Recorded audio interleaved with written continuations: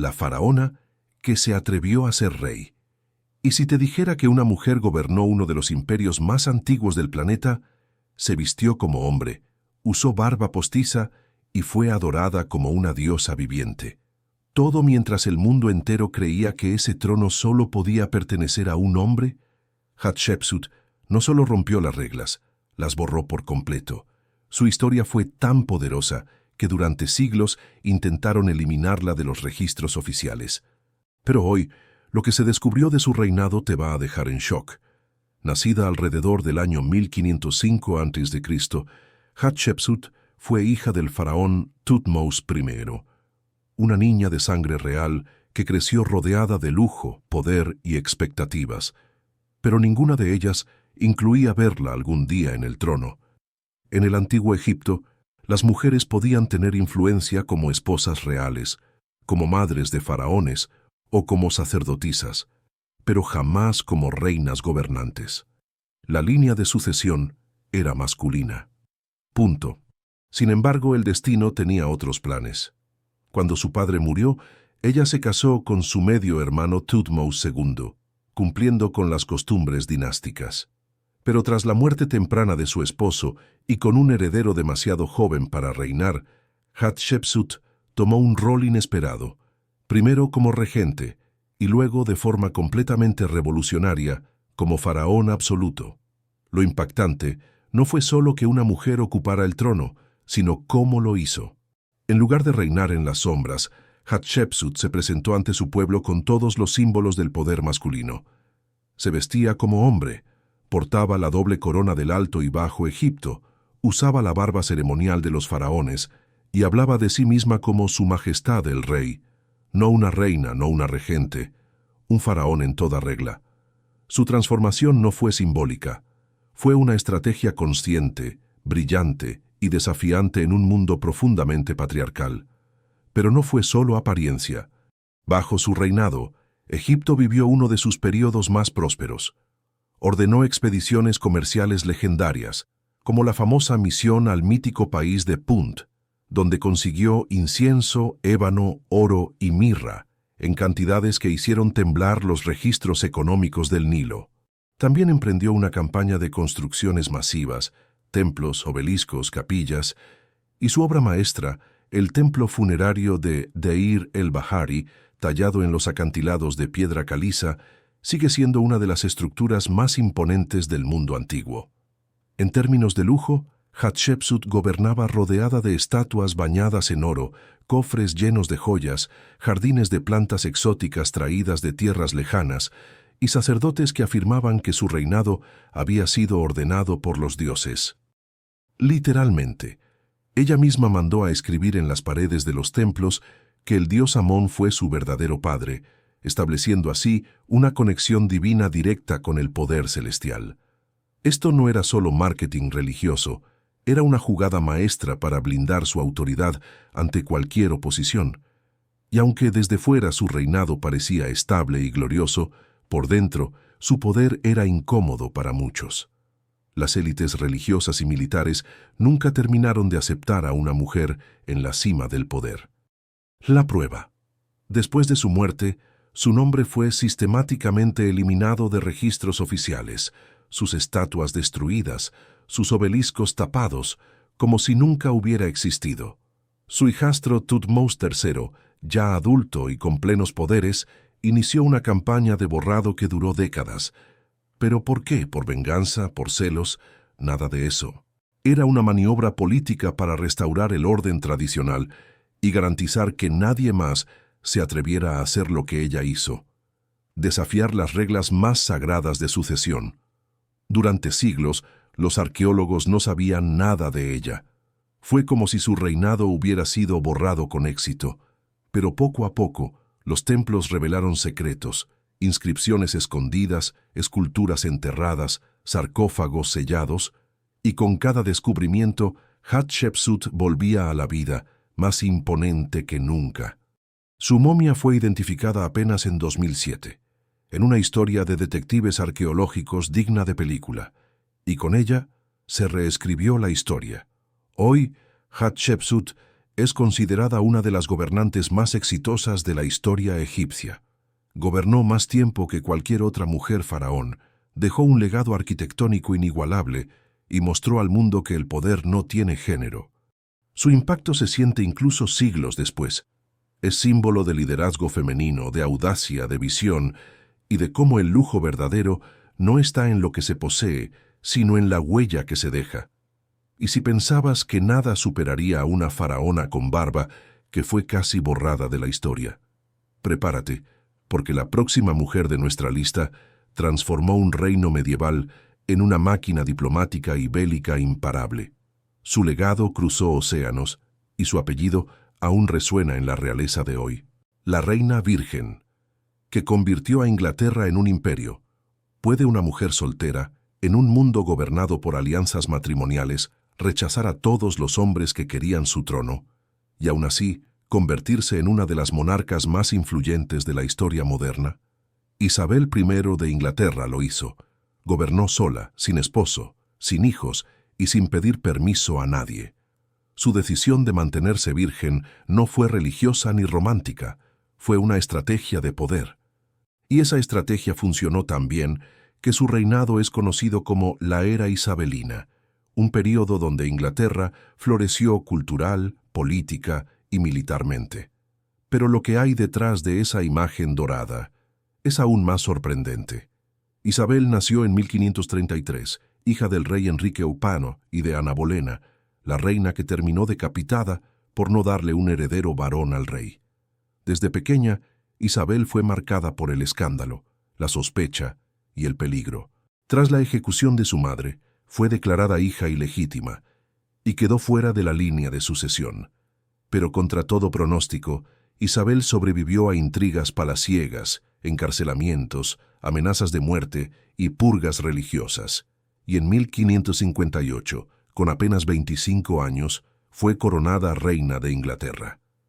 El inicio de su reinado fue como caminar sobre fuego. Tenía enemigos internos, amenazas externas y un país dividido entre católicos y protestantes. Los consejeros le pedían que se casara. Los embajadores le ofrecían alianzas. Los nobles la presionaban para que produjera un heredero, pero Isabel eligió un camino radical: no casarse jamás. Se autodenominó la Reina Virgen, afirmando que estaba casada con su pueblo. Esta decisión, que parecía casi mística, le permitió conservar un poder total e intransferible, algo impensable en su época. Mientras otros monarcas usaban el matrimonio como herramienta diplomática, ella usaba su soltería como arma de negociación. Y vaya si funcionó. Durante su reinado de 45 años, Isabel transformó a Inglaterra de un país débil y endeudado en una superpotencia emergente. Fortaleció la Armada Real, derrotó a la temida Armada Invencible de España en 1588, en uno de los momentos más gloriosos del nacionalismo inglés, y expandió su influencia en los mares y en el comercio internacional.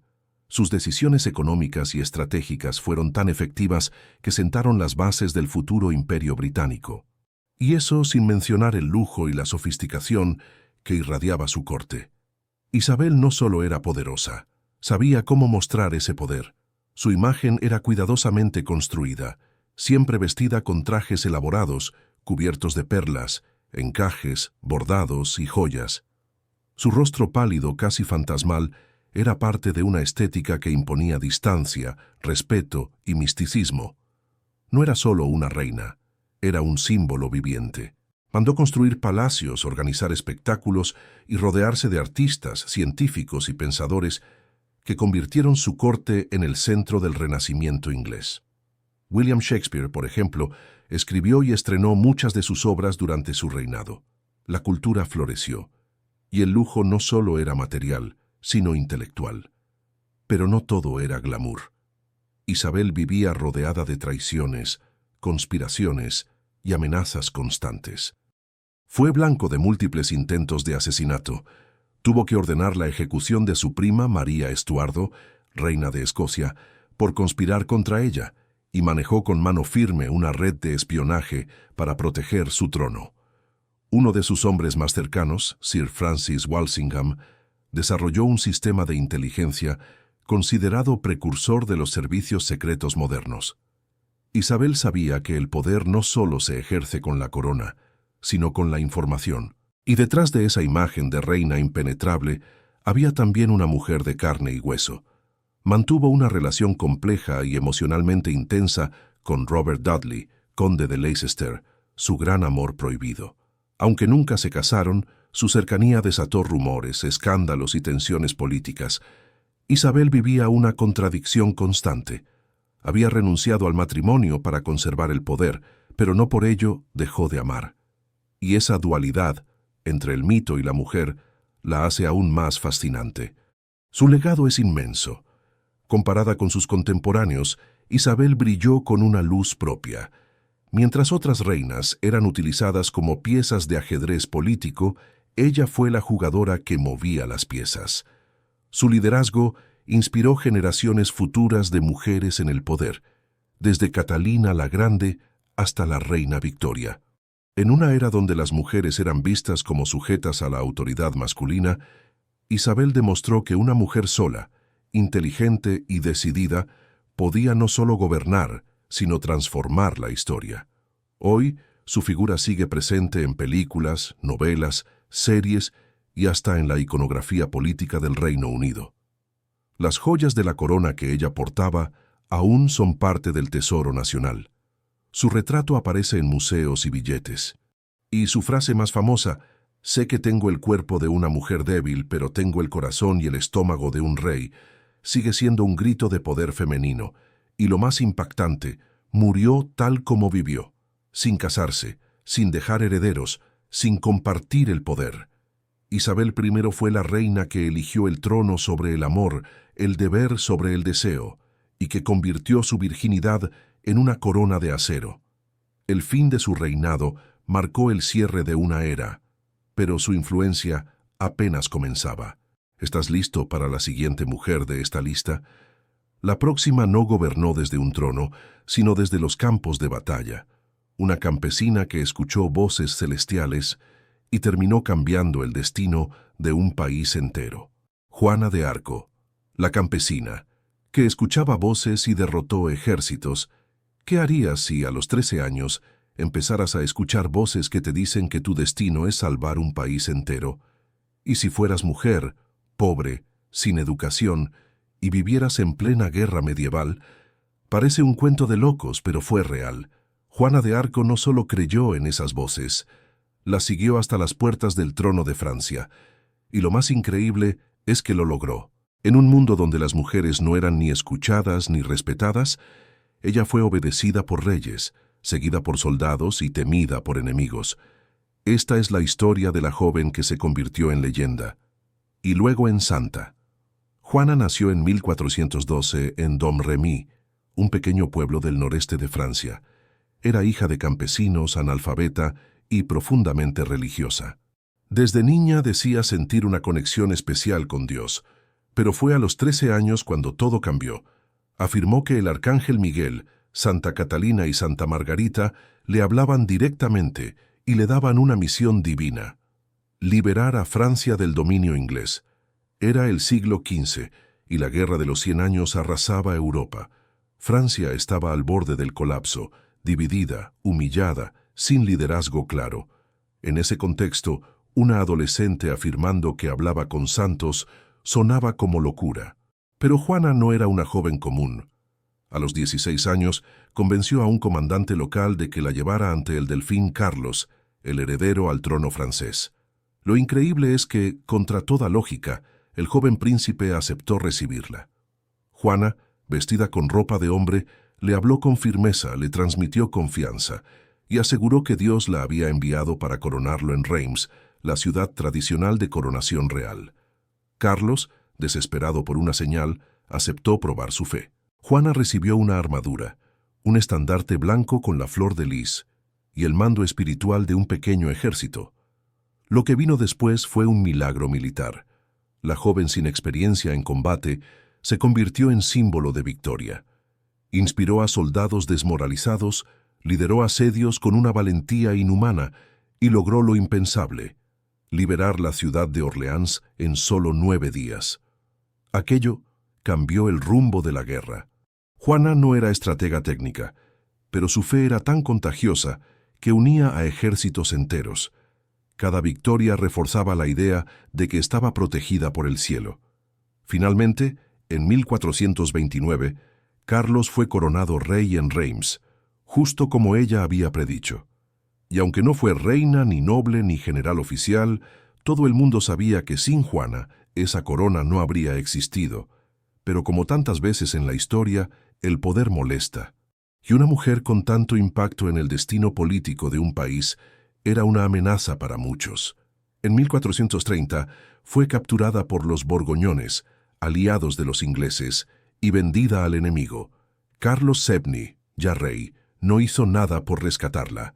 Juana fue entregada a un tribunal eclesiástico en Rouen, acusada de herejía, brujería y vestir como hombre. El juicio fue una farsa, manipulaciones, falsas pruebas, presión política. Tenía apenas 19 años. La condenaron a muerte. Su castigo: ser quemada viva en la plaza pública. El 30 de mayo de 1431, Juana fue atada a una estaca, y mientras las llamas la envolvían, gritaba el nombre de Jesús. El verdugo quedó tan perturbado por su serenidad que confesó haber llorado mientras hacía su trabajo.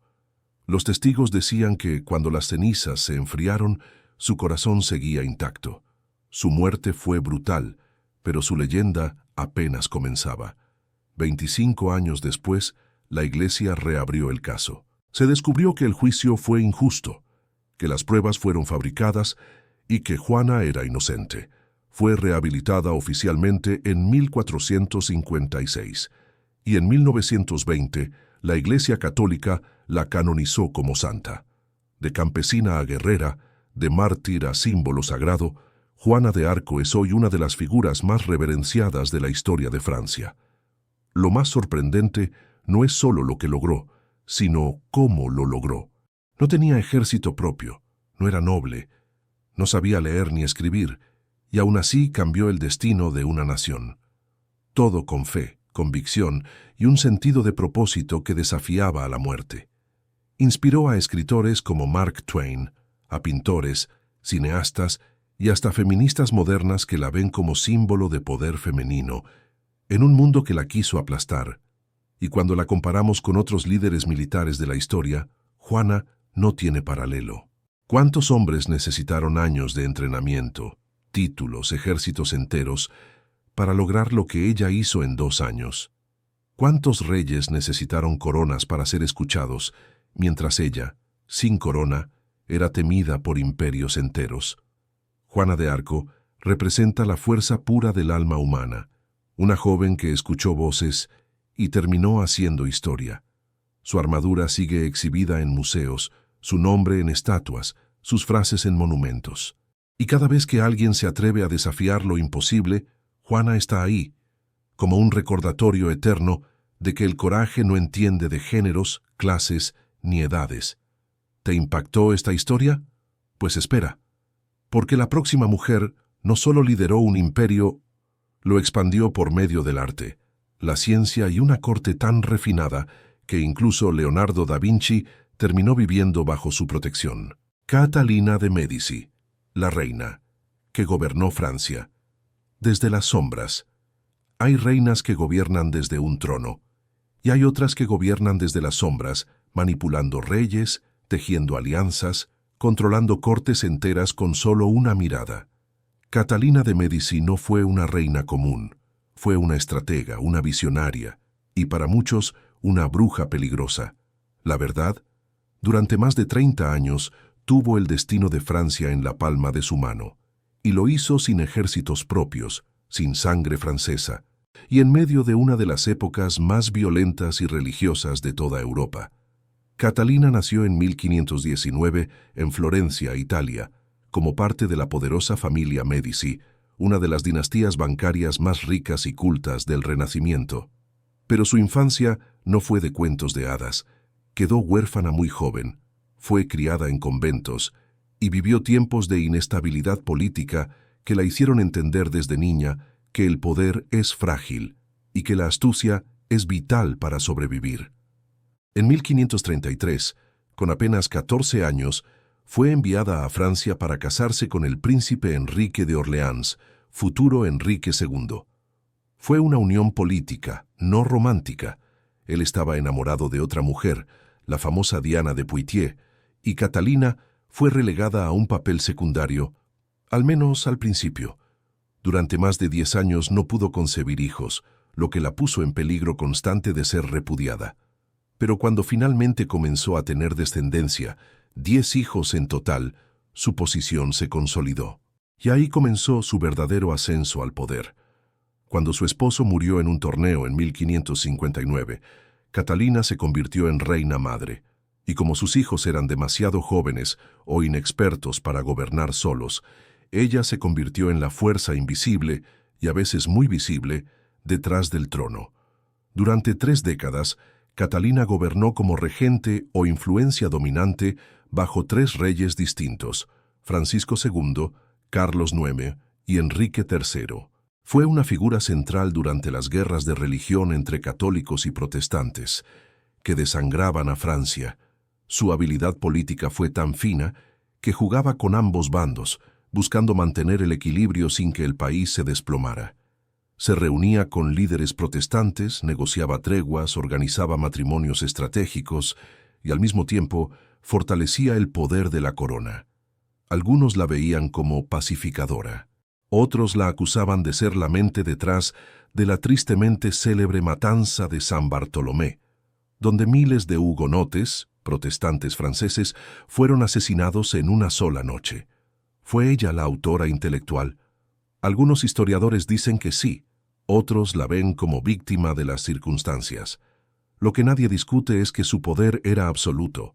Catalina no solo se movía en la política, transformó la cultura francesa. Trajo consigo de Italia una visión del arte, la comida, la arquitectura y la moda, que dejó huella profunda. Introdujo el uso del corsé, popularizó el tenedor, organizó banquetes que marcaron época, y fue mecenas de artistas, científicos y astrólogos. Incluso se decía que consultaba al famoso Nostradamus, de quien era gran admiradora. Tenía su propio gabinete de alquimia, coleccionaba venenos, y su palacio estaba lleno de pasajes secretos y salas ocultas. Eso le dio fama de bruja, pero también de mujer fascinante e impenetrable. Su fortuna era inmensa. Aunque no heredó un trono, manejó los tesoros reales, administró castillos, organizó bodas reales que costaban más que la economía de ciudades enteras, y construyó palacios como el de Chenonceau, uno de los más bellos del Loira, que reformó con jardines, arte y tecnología de la época. El lujo en su corte era impresionante. Tapices italianos, perfumes exóticos, retratos de cuerpo entero y trajes bordados con hilos de oro. Catalina entendía que el poder también se proyecta visualmente. Pero su vida no estuvo libre de tragedia. Vio morir a varios de sus hijos jóvenes, sufrió traiciones, guerras, y terminó sus días rodeada de intrigas y amenazas. Su reputación fue distorsionada por siglos, pintada como despiadada, manipuladora y cruel. Sin embargo, muchos de esos relatos nacieron de una Europa que no podía aceptar que una mujer extranjera, italiana, sin título propio, hubiera logrado tanto control sobre un país tan orgulloso como Francia. Catalina simplemente jugó el mismo juego que los hombres, y lo jugó mejor. Comparada con otros líderes de su tiempo, Catalina fue única. Mientras Isabel I de Inglaterra brillaba por su carisma y Juana de Arco por su fe, Catalina destacaba por su inteligencia fría, su paciencia y su habilidad para adaptarse a contextos cambiantes. Su legado es complejo, evitó guerras totales, modernizó la corte, protegió a sus hijos como leonas y dejó una Francia transformada cultural y políticamente. Sin ella, la monarquía francesa habría colapsado mucho antes. Hoy, la historia empieza a reivindicarla, ya no como la reina bruja, sino como una de las mentes políticas más brillantes del siglo XVI. Su vida fue un juego constante de ajedrez, donde cada movimiento era una cuestión de vida o muerte. Y lo sorprendente es que jugó durante más de 30 años sin ser derrocada. Y si creías que Catalina era demasiado audaz para su época, espera a conocer a la próxima mujer. Porque ella no solo gobernó, sino que construyó un imperio inmenso, lo defendió con armas y diplomacia, y fue llamada la Grande por sus enemigos. Y sí, también fue una mujer, Catalina la Grande, la emperatriz, que robó un imperio y lo hizo más grande. Pocas mujeres en la historia se atrevieron a desafiar un imperio, y menos aún lo lograron. Catalina la Grande no solo desafió al imperio ruso desde dentro, sino que lo tomó, lo gobernó con mano firme, lo expandió por la guerra y lo transformó culturalmente hasta convertirlo en uno de los reinos más temidos de Europa. Y todo eso, habiendo nacido como una princesa extranjera, sin herencia al trono y sin conexión de sangre con los zares. Su historia es una mezcla de estrategia, ambición, inteligencia y una habilidad casi sobrenatural para sobrevivir en medio de traiciones, escándalos y revoluciones. Catalina nació en 1729 como Sofía Federica Augusta de Anhalt-Zerbst, en lo que hoy es Alemania. Era una princesa menor, sin grandes expectativas de realeza, hasta que fue seleccionada como esposa del heredero al trono ruso, el futuro Pedro III. Fue enviada a Rusia a los 14 años, sin hablar el idioma, sin conocer las costumbres y con la obligación de adaptarse al rígido protocolo de la corte imperial. Pero Sofía era astuta. Aprendió ruso, se convirtió a la religión ortodoxa, cambió su nombre a Yekaterina, Catalina, y se ganó la simpatía del pueblo mucho antes de ser emperatriz. Su matrimonio con Pedro fue un desastre. Él era infantil, cruel y completamente incapaz de gobernar. Catalina, en cambio, se rodeó de pensadores, militares y nobles leales. Durante años fingió obediencia, mientras construía lentamente una red de apoyo dentro del ejército y la nobleza. Y cuando llegó el momento, actuó con precisión quirúrgica. En 1762, tras solo 6 meses de reinado, Pedro III fue depuesto por un golpe de Estado, y días después apareció muerto en circunstancias sospechosas. Catalina asumió el poder como emperatriz de Rusia, sin necesidad de herencia directa. Acababa de robar el imperio más grande del mundo, y nadie pudo detenerla. Pero lo más asombroso fue lo que hizo con ese poder. Catalina gobernó durante 34 años, un periodo conocido como la Edad de Oro del Imperio Ruso. Expandió las fronteras al sur y al oeste, derrotando al Imperio Otomano y anexando territorios que hoy forman parte de Ucrania, Bielorrusia y Polonia. Bajo su mando, Rusia creció más que con cualquier otro monarca anterior. Su poder militar rivalizaba con el de Francia, Inglaterra y Austria. Tenía a generales como Suvorov, bibliotecas llenas de tratados estratégicos y una visión imperial clara. Rusia debía ser el corazón de Europa y del mundo. Catalina también fue una reformadora, inspirada por los filósofos de la Ilustración, como Voltaire, Diderot y Montesquieu. Intentó modernizar las leyes rusas, mejorar la educación, promover la ciencia y abolir la tortura. Fundó universidades, museos, academias de arte y escuelas para mujeres nobles. Creó el famoso Hermitage, que comenzó como su colección privada de arte y se convirtió en uno de los museos más grandes del planeta. Su corte era un centro cultural donde se hablaba francés, se debatía filosofía y se respiraba sofisticación. El lujo era absoluto: vestidos con piedras preciosas, cenas con 14 tiempos, carruajes dorados, palacios nevados que parecían salidos de cuentos. Pero Catalina también fue polémica. Mantuvo relaciones con numerosos amantes, muchos de los cuales ocupaban altos cargos políticos. Se decía que usaba el amor como herramienta de poder. Y quizás era verdad. Mientras los zares anteriores eran gobernados por sus pasiones, Catalina las usaba como estrategia. Elegía a sus favoritos con precisión, jóvenes inteligentes, leales, manejables, que al mismo tiempo la adoraban. Lejos de debilitar su imagen, esto reforzaba su autoridad. Una mujer que podía permitirse el lujo de gobernar y de amar sin rendir cuentas. No todo en su reinado fue armonía. En 1773, enfrentó una rebelión masiva liderada por Yemelyan Pugachov, un campesino que afirmaba ser el zar legítimo. La rebelión puso en jaque al imperio, pero Catalina respondió con dureza. El ejército imperial aplastó la revuelta. Pugachov fue ejecutado, y Catalina consolidó su control absoluto. Aprendió que, para mantener la estabilidad, debía combinar reforma con represión, y lo hizo con una frialdad que asustaba hasta a sus aliados. Comparada con sus contemporáneos, Catalina sobresalía en todos los aspectos.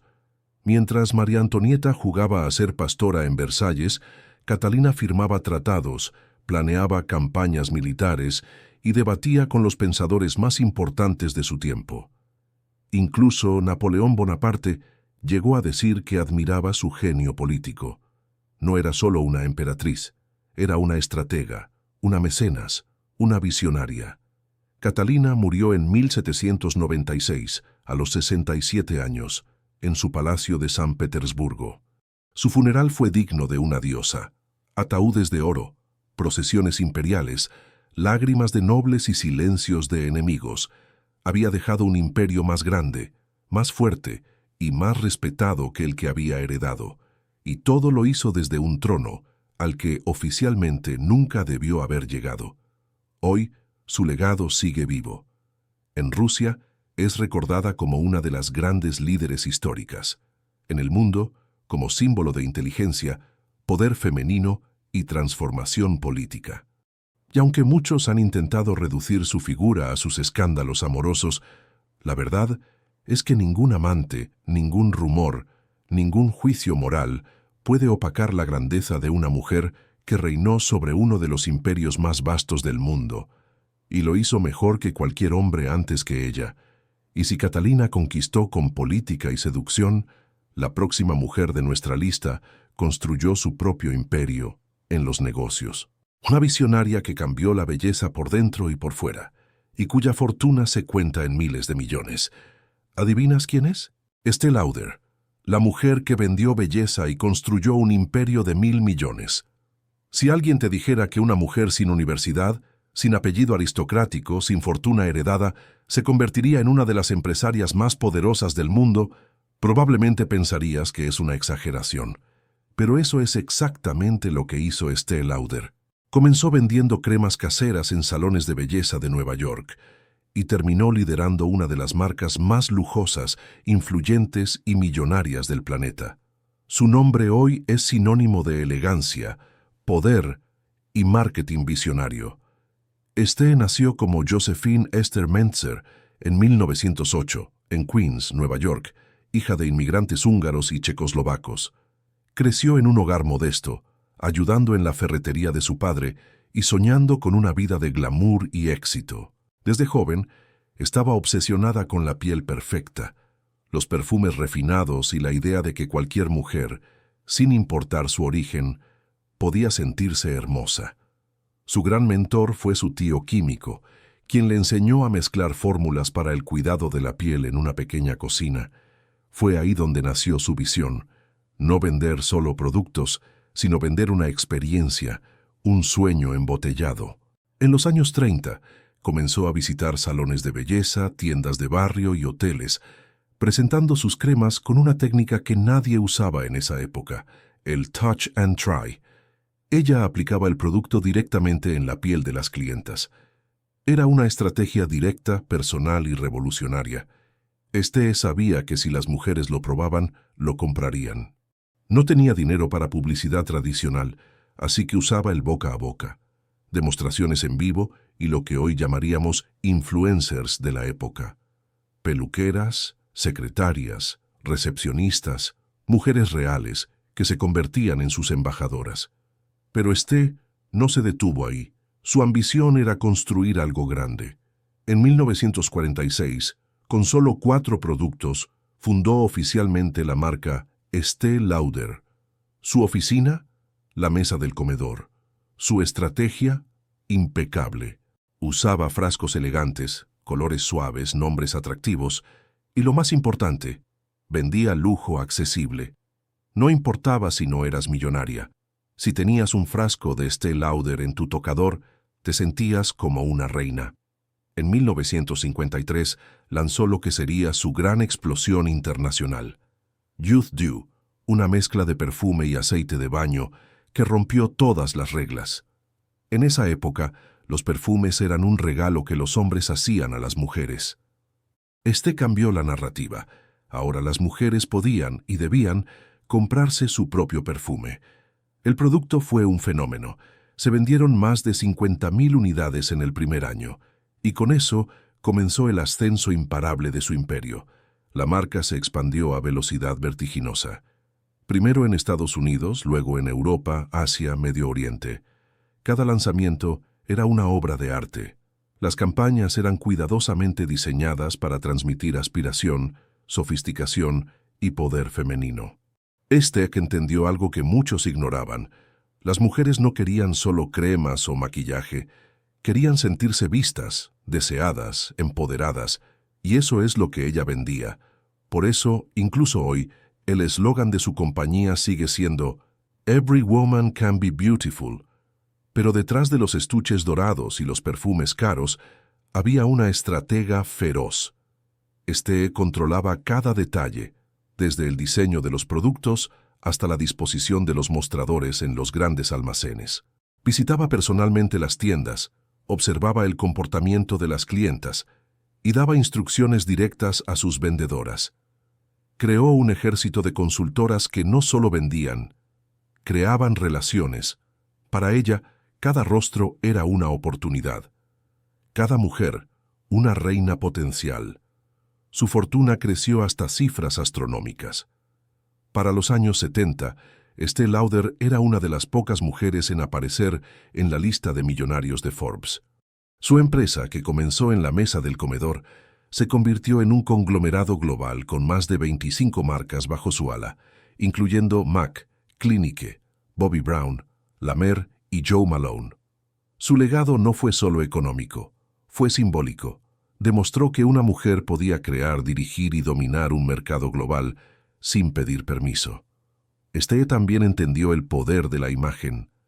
Ella misma era la cara de su marca, elegante, sonriente, inconfundible.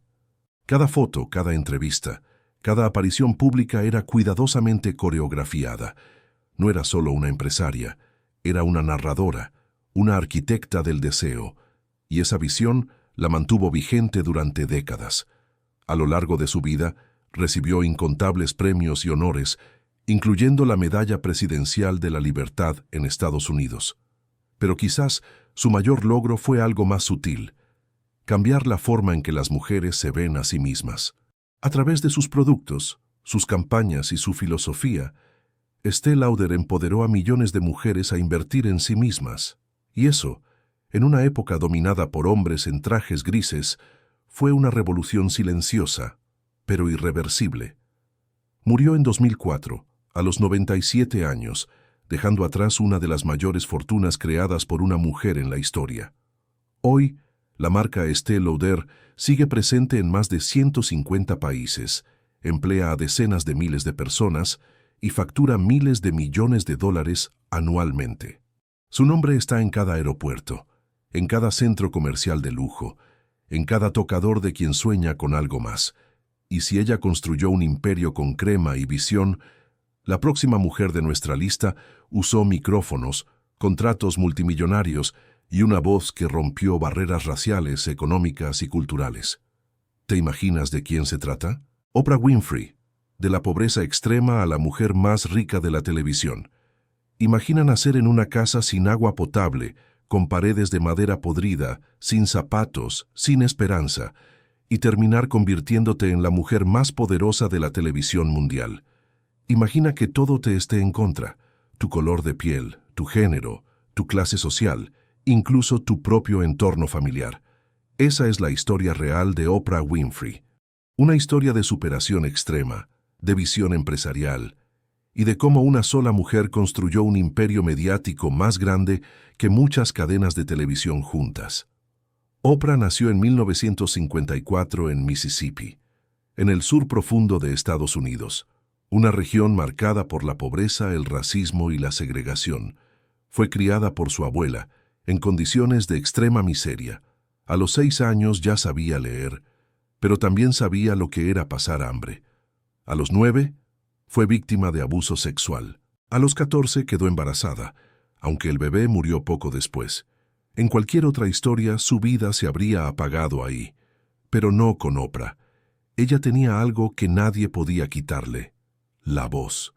Una voz con poder, con emoción, con propósito. Y esa voz la llevaría más lejos de lo que nadie imaginaba. Comenzó trabajando en una radio local cuando todavía estaba en la preparatoria. Su talento natural para conectar con la gente era tan fuerte que pronto fue contratada por una estación de televisión y se convirtió en la primera mujer afroamericana en presentar las noticias en Nashville. Luego fue trasladada a Chicago para conducir un pequeño programa matutino. En cuestión de meses, su carisma hizo que superara a todos los ratings. Así nació The Oprah Winfrey Show, uno de los programas más icónicos, longevos y rentables de la historia de la televisión. Pero Oprah no se conformó con ser presentadora. Quería ser dueña. Negoció con la cadena, exigió derechos, fundó su propia productora, Harpo Productions, y así se convirtió en la primera mujer negra de Estados Unidos en controlar su propio contenido audiovisual. El impacto fue inmenso.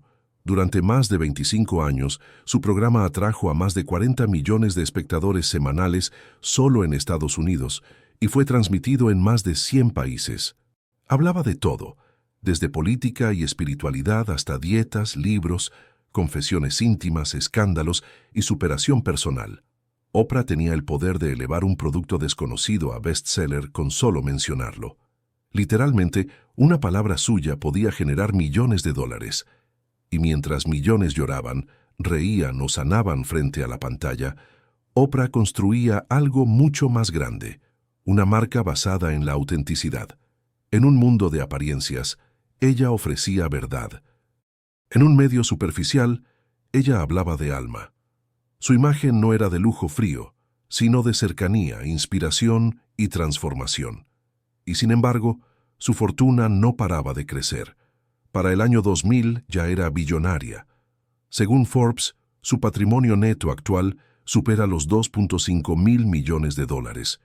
Todo eso logrado sin herencia, sin marido poderoso detrás, sin escándalos de corrupción, solo con talento, visión y disciplina. Su imperio no se limitó a la televisión. Fundó revistas, produjo películas, impulsó carreras como la de Dr. Phil y Rachel Ray, participó en campañas políticas, fue una de las voces clave en la elección de Barack Obama y creó su propia cadena de televisión, OWN, Oprah Winfrey Network. Además, es una de las mayores filántropas del mundo. Ha donado cientos de millones a la educación, especialmente a programas que benefician a niñas en África. Fundó la Oprah Winfrey Leadership Academy for Girls en Sudáfrica, que forma a nuevas generaciones de líderes femeninas. Pero su mayor legado va más allá del dinero o los premios, que son muchos. Oprah redefinió lo que significa ser poderosa como mujer negra en el mundo del entretenimiento y los negocios.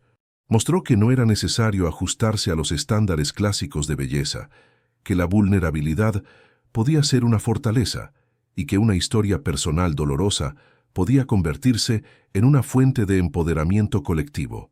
Su frase más famosa lo resume todo: transforma tus heridas en sabiduría. Comparada con otras figuras mediáticas, Oprah no tiene igual. No fue fabricada por un estudio, no fue descubierta por un productor millonario. Se hizo a sí misma, y eso la hace única. Mientras otros perdían credibilidad por escándalos, ella la ganaba por honestidad. Mientras otros hablaban de lujo, ella hablaba de propósito. Y aún así, su vida es puro lujo. Mansiones en California, casas en Hawái, jets privados, colecciones de arte, todo pagado con su esfuerzo, sin excusas, sin atajos. Hoy, a sus 70 años, Oprah sigue siendo una de las voces más influyentes del mundo. Su entrevista con Meghan Markle y el príncipe Harry fue vista por más de 100 millones de personas en todo el planeta. Su nombre sigue abriendo puertas, generando debates, marcando tendencia. Y lo lo ha hecho siempre en sus propios términos. De una niña abusada y olvidada a la mujer más poderosa de los medios globales. Oprah Winfrey no heredó un trono, lo construyó desde cero y lo decoró con sabiduría, empatía y fortaleza. Es la reina de la televisión, pero también de la resiliencia. Y si Oprah conquistó el mundo con palabras, la próxima mujer lo hizo con fuego, literalmente. Su poder no fue simbólico ni cultural, fue militar, total y sangriento. Una emperatriz guerrera que lideró ejércitos, aplastó rebeliones y se convirtió en la pesadilla de sus enemigos. Wu Zetian, la concubina, que se convirtió en emperatriz y gobernó toda China. Si crees que para gobernar China se necesita nacer emperador, piénsalo otra vez, porque Wu Zetian no nació reina, ni princesa, ni heredera. Nació en una sociedad donde las mujeres solo existían para servir. Pero ella rompió todas las reglas, eliminó a sus enemigos, literalmente, tomó el trono más alto del imperio y se convirtió en la única mujer que ha sido emperatriz de China por derecho propio. Su historia no es solo de ambición, es de poder real, absoluto, implacable, y de cómo se sobrevive en una corte llena de traiciones, celos y espías. Wu Zetian nació en el año 624, durante la dinastía Tang, en una familia acomodada, pero sin lazos directos con la realeza. Desde pequeña fue educada en literatura, historia, política, algo poco común para las mujeres de la época. A los 14 años fue enviada al palacio como concubina del emperador Taizong. En otras palabras, se convirtió en una de las decenas de mujeres que vivían en la sombra del poder, sin esperanza de sobresalir. Pero Wu tenía algo distinto: inteligencia afilada, memoria prodigiosa y una paciencia infinita. Cuando el emperador murió, las concubinas sin hijos debían retirarse a un convento. Wu fue enviada ahí, pero eso no la detuvo.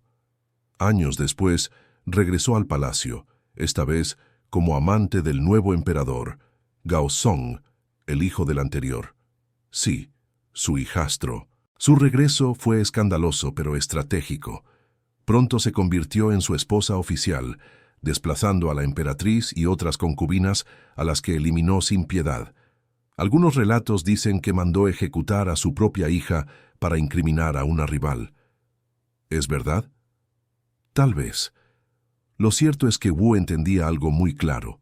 En la corte imperial, la compasión te mata, el poder te salva.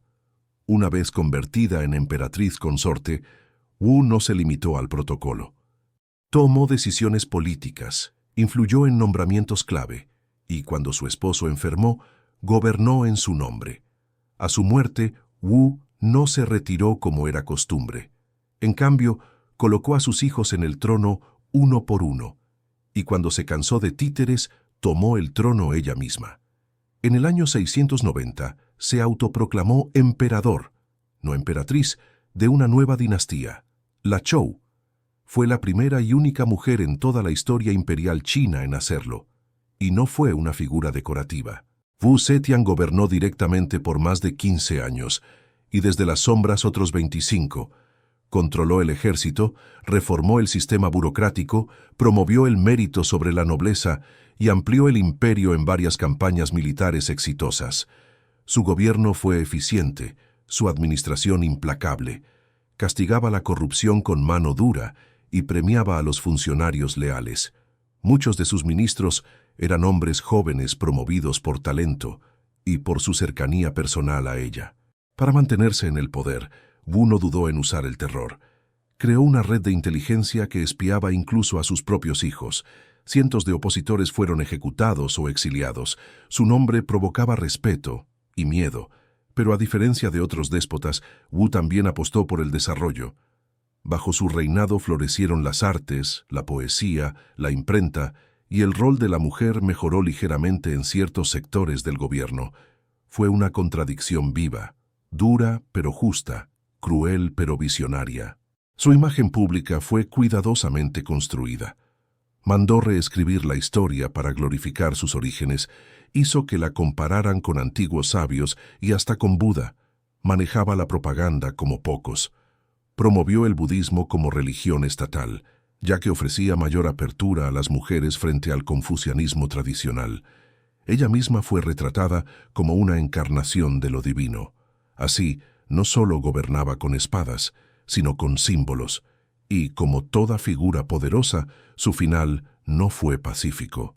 A los 80 años, debilitada físicamente, sus enemigos aprovecharon para forzar su abdicación. Murió poco después, pero su legado fue imposible de borrar.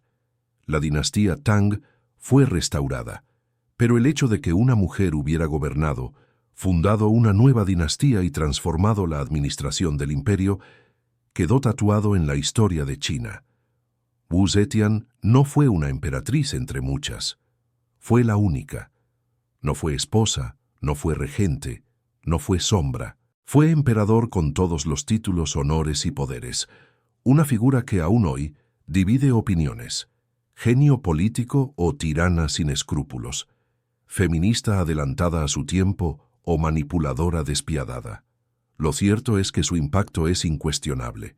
Rompió el techo de jade más duro del planeta y lo hizo con inteligencia, sangre y estrategia. Y mientras los emperadores hombres eran celebrados por su brutalidad, ella fue criticada por usar las mismas armas. Esa doble vara con la que se juzga a las mujeres poderosas fue parte de su batalla, y aún lo es para muchas líderes actuales. Pero Wu no pedía disculpas, gobernaba, y gobernaba bien. Hoy, su nombre resuena en libros, series, estatuas y debates. Su tumba, ubicada cerca de Xi'an, permanece sin abrir, cubierta por siglos de misterio. ¿Qué secretos esconde? ¿Qué tesoros dejó? Tal vez nunca lo sabremos. Pero de algo estamos seguros. Wu Zetian no fue una más. Fue la reina del mayor imperio del mundo, cuando nadie creía que una mujer pudiera reinar. Y si esta emperatriz dominó China desde el trono de jade, la próxima mujer lo hizo desde la diplomacia, el simbolismo y una coroa que ha perdurado por más de 70 años. Su elegancia escondía poder, su sonrisa ocultaba estrategia. Isabel II, la reina, que gobernó sin mandar, y aún así mantuvo el mundo a sus pies. ¿Cómo se mantiene el poder durante 7 décadas sin levantar la voz? ¿Cómo se puede ser jefa de Estado de más de una docena de países, sin firmar una sola ley, sin dar discursos políticos, sin ejércitos propios, y aún así tener la reverencia de millones? Isabel II del Reino Unido no solo fue reina, fue una institución viviente. Una mujer que entendió que en el mundo moderno el poder no siempre se grita. A veces se susurra, se representa, se sostiene con la mirada.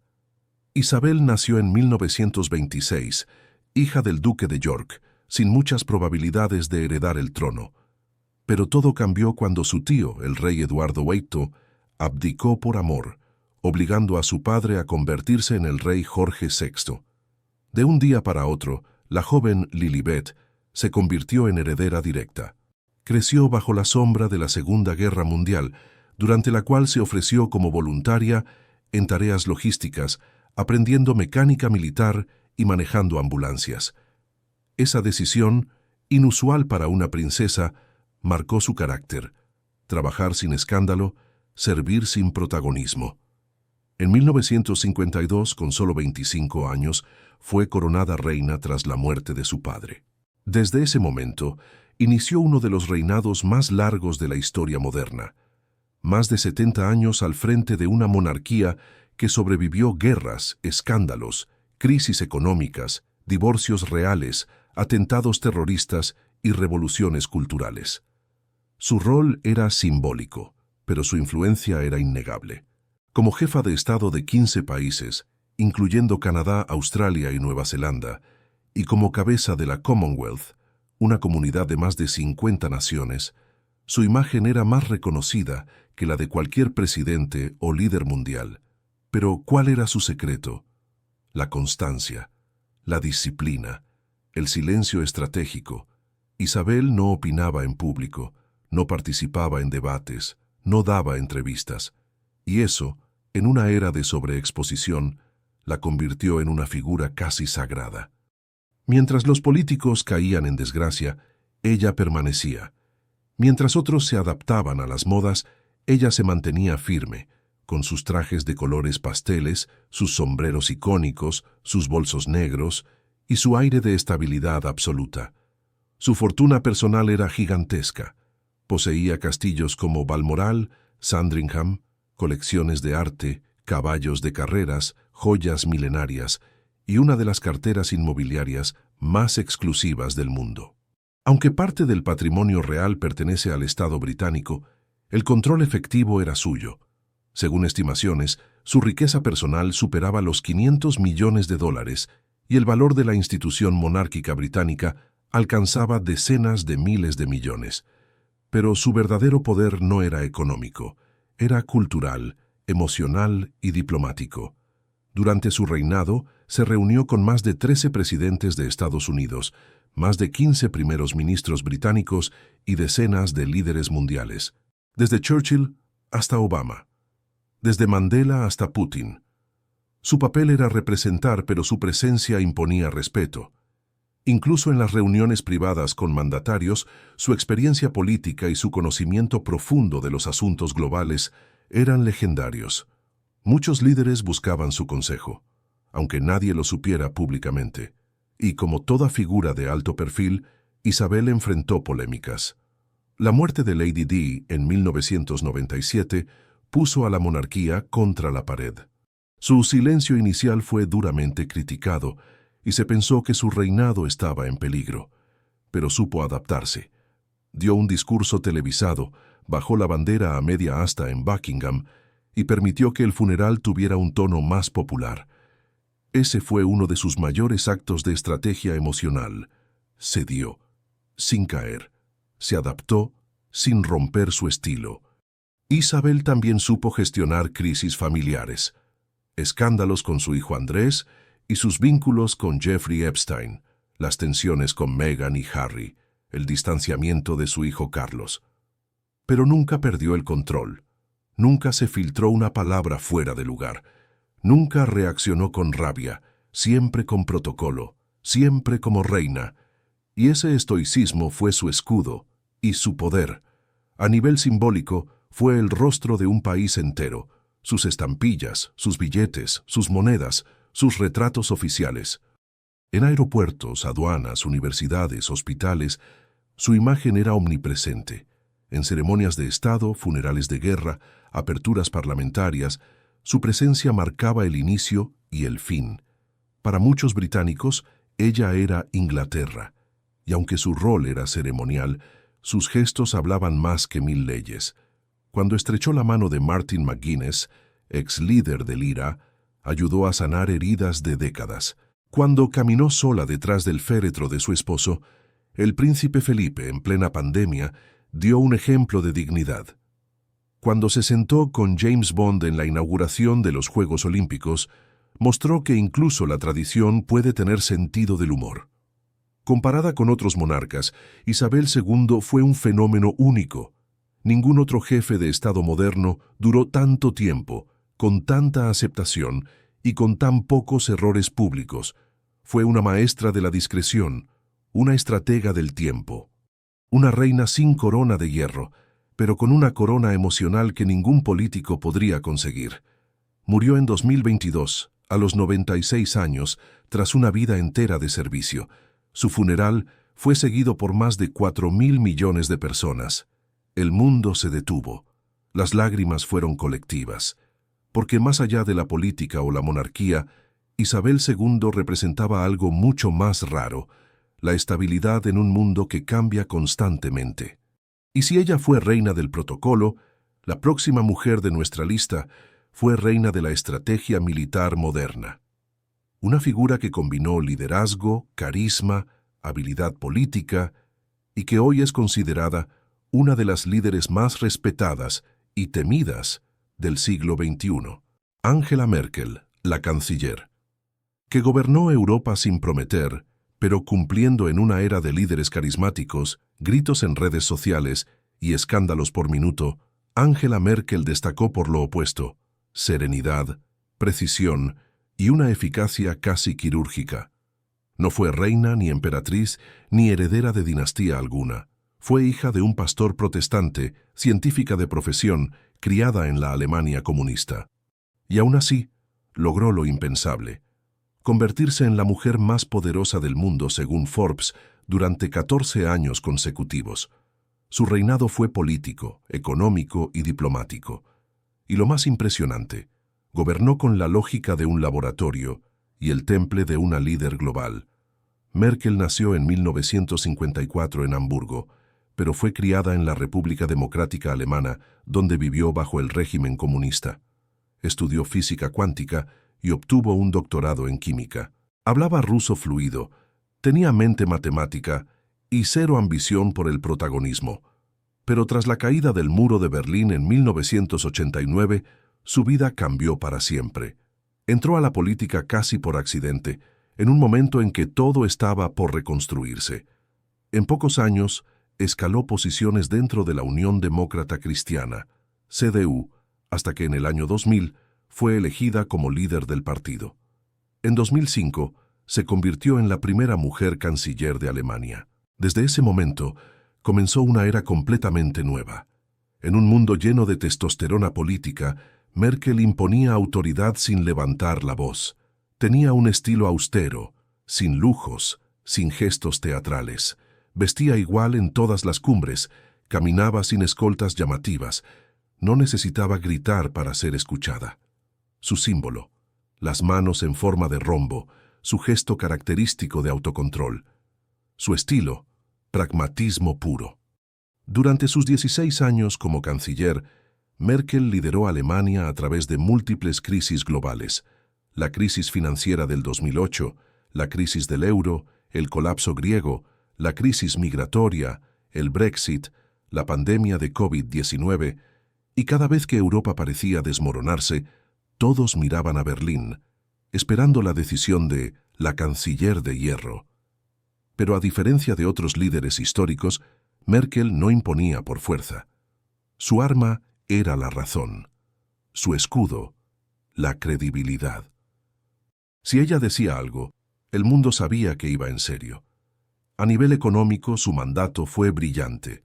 Alemania se consolidó como la mayor potencia de Europa, con superávit sostenido, baja inflación y políticas fiscales responsables. En medio de gobiernos populistas y polarización, Merkel mantuvo un camino estable, convirtiéndose en la voz de la sensatez global. Fue llamada la líder del mundo libre después de la salida de Obama y la llegada de Trump.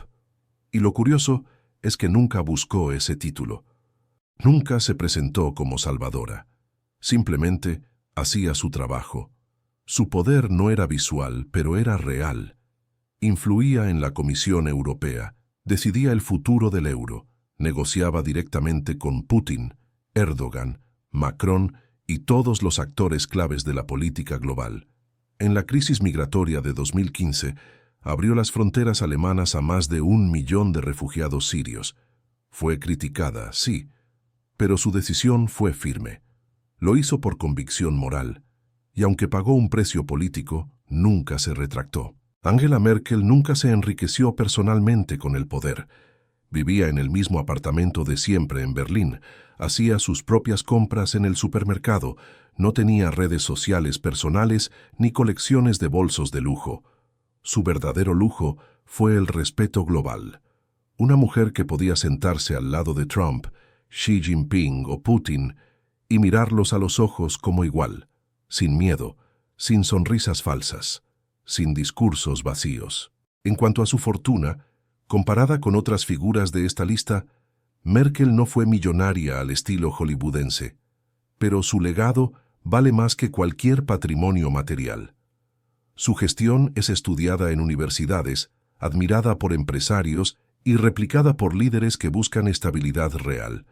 Fue galardonada con decenas de premios internacionales, incluyendo la Medalla Presidencial de la Libertad, y su influencia sobre la política europea será sentida por generaciones.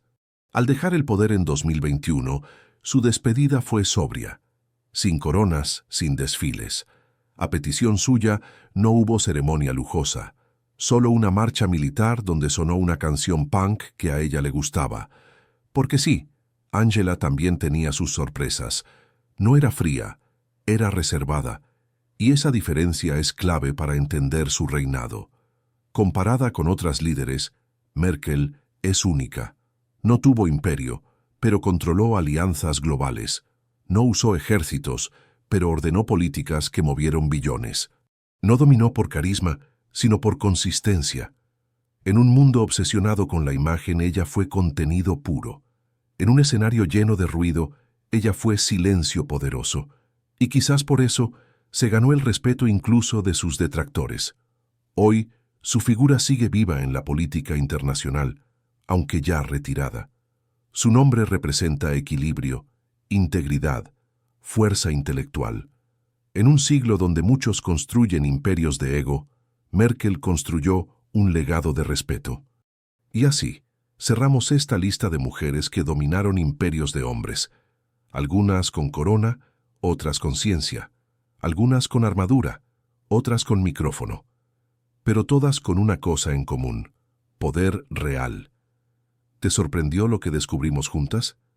Entonces imagina lo que viene en los próximos videos. Suscríbete y activa la campanita, porque el siguiente personaje que vamos a investigar tiene una historia aún más impactante. ¿Y tú? ¿Cuál de estas 10 mujeres te parece la más poderosa de todas? Te leo en los comentarios.